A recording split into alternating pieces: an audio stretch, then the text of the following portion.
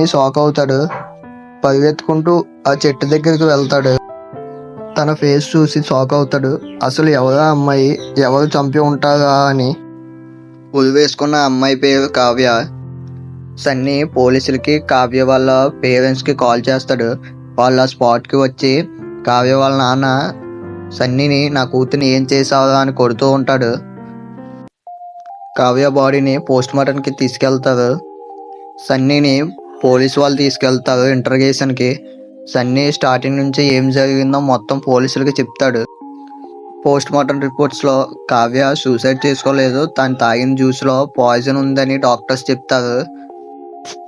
Sunny murder చేయలేదని police వాళ్ళకి తెలుస్తుంది.